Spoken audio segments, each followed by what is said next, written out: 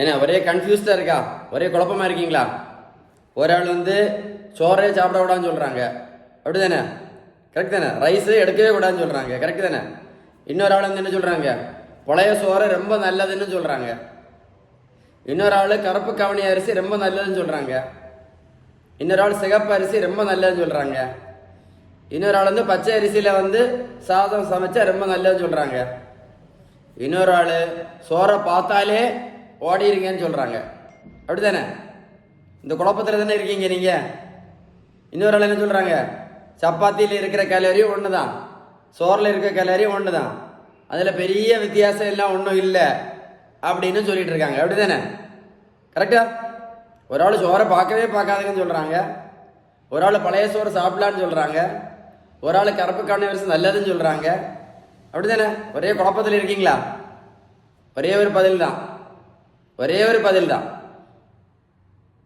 சப்பாத்தி நல்லதுன்னு சொன்னாலும் சரி, சப்பாத்தி கெடுதல்னு சொன்னாலும் சரி, சோறை நல்லதுன்னு சொன்னாலும் சரி, சோறை பார்க்கக்கூடாதுன்னு சொன்னாலும் சரி, நம்ம என்ன சாப்பிட்டாலும் சரி, 3 நேரம் வீட்டில் சாப்பிட்டாலும் சரி, எப்படி 3 நேரம் வீட்டில் சாப்பிட்ருந்தாலும் சரி, நம்ம சாப்பிட்ற உணவில் உள்ள விகிதம் நான் அடிக்கடி சொல்லியிருப்பேன். நல்ல கொழுப்பு சத்து, விட்டமின் சத்து, இனிப்பு சத்து, தாது பொருட்கள் சத்து, புரோட்டீன் சத்து. Protein, fat, vitamins, minerals, carbohydrates. நம்ம வீட்டில் சாப்பிட்ற உணவுல விகிதம் கரெக்டாக இல்லை அப்படின்னா, நம்ம வீட்டில் சாப்பிட்ற உணவுல விகிதம் கரெக்டாக இல்லை அப்படின்னா நம்ம சாப்பிட்டுட்டு கூட எந்த மாத்திரையும் நிறுத்த முடியாது. அதெல்லாம் கேட்டுக்கிட்ட எந்த மாத்திரையும் நிறுத்த முடியாது, போட்டுட்டு இருக்கக்கூடிய இன்சுலினும் நீங்கள் நிறுத்த முடியாது. இந்த வீடியோவை ஒர்க்கோட நீங்கள் போட்டு கேளுங்க, நான் சொன்ன விஷயம் உங்களுக்கு கரெக்டாக மைண்டில் ஏறும். நான் சொன்ன கரெக்டாக தப்பா? அப்போ என்ன முக்கியம்? விகிதம் தான் முக்கியம். Protein, fat, vitamin, mineral, carbohydrate. இந்த விகிதம் கரெக்டாக இருந்தால் மட்டும்தான் மாத்திரை இல்லாமல் வாழ முடியும், இல்லை இன்சுலின் இல்லாமல் வாழ முடியும். இல்லைன்னா இன்னொரு 50 வருஷம் இருக்குது உங்களுக்கு வாழ்க்கையில், கரெக்ட் தான்? இன்னொரு 50 வருஷம் இருக்கும். இந்த மாத்திரை கூடையும் இந்த இன்சுலின் கூடையும் வாழ்ந்துவிட வேண்டியது தான். அதனால் வரக்கூடிய பிரச்சனைகளையும் நம்ம சந்திச்சுக்கிட வேண்டியது தான். உங்களுக்கு ஒரு குட் நியூஸ் சொல்ல போகிறேன். இந்த தம்பிக்கு, ஹலோ சார், ஒரு 5 மினிட்ஸ் கழித்து கால் பண்ணுங்க என்ன? ஓகே. இந்த தம்பிக்கு பாருங்கள், மொத்தம் 70 கிலோ வெயிட் குறைச்சிருக்கேன். 140லேருந்து 70 கிலோ. எப்படி குறைச்சோம்? நான் ப்ரோட்டீன் பவுடரும் கொடுக்கல, மாத்திரையும் கொடுக்கல, ஜூஸும் கொடுக்கல, ரோட்டில் போய் ஓடக்குன்னு சொல்லல. எப்படி வெயிட் குறைஞ்சது? எப்படி சொல்லுங்கள்? அவ்வளோதான், விகிதம் தான். நம்ம வீட்டில் balanced diet, Sheeban balanced diet, விகிதம் சரியான வீட்டு உணவு முறை.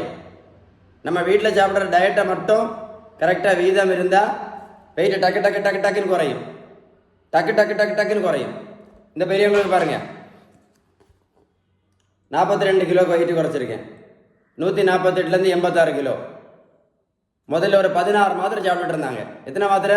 16 மாத்திரை. எல்லா மாத்திரையும் நிரந்தரமாக நடத்தியாச்சு, 16 மாத்திரை நடத்தியாச்சு. போட்டுட்டு இருந்த இன்சுலின் நடத்தியாச்சு நிரந்தரமாக. எப்படி எப்படி சொல்லுங்கள்? வேறு ஒன்றுமே கிடையாது. ஷீபன் பேலன்ஸ் டயட், விகிதம் சரியான வீட்டு உணவு முறை.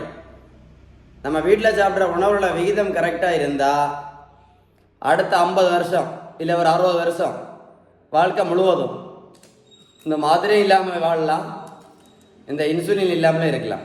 எது நல்லதுன்னு யோசித்து நீங்களே முடிவு பண்ணிவிடுங்க.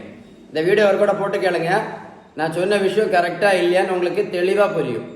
உங்களுக்கு விகிதம் சரியான உணவு முறை பற்றி ஏதாவது உதவி தேவைப்பட்டால் 94440741 கால் பண்ணி பேசுங்க.